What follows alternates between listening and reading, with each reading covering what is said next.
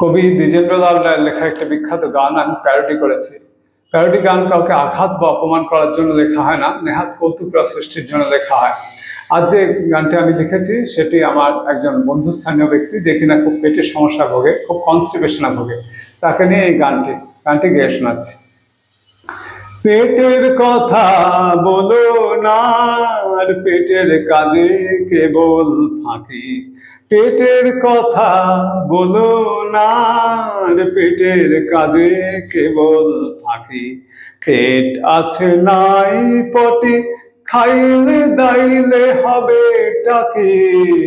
পেটের কথা বলো না, পেটের কাজে কেবল ফাঁকি। দয়া করে রে চন্দেবী, যখন আমায় ভর্তি করে।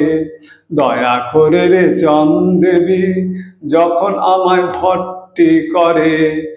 আমি তখন দিব্যি থাকি, পেটটি ভুলে মাথার ঘরে।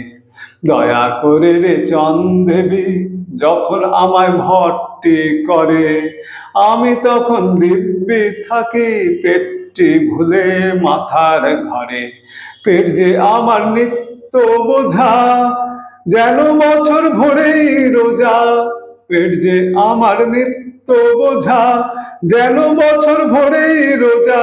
খাইব কি আর খাদ্য তেমন, কোনো দিকেই যায় না আখি।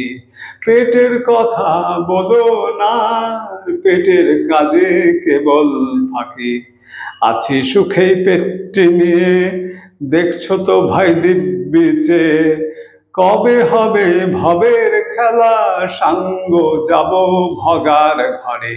তখন সকল বন্ধু মিলে বলবে, বেটা বহুত লাকি।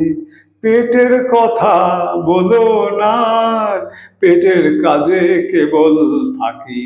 পেট আছে নাই পটি, খাইলে দাইলে হবে টাকি।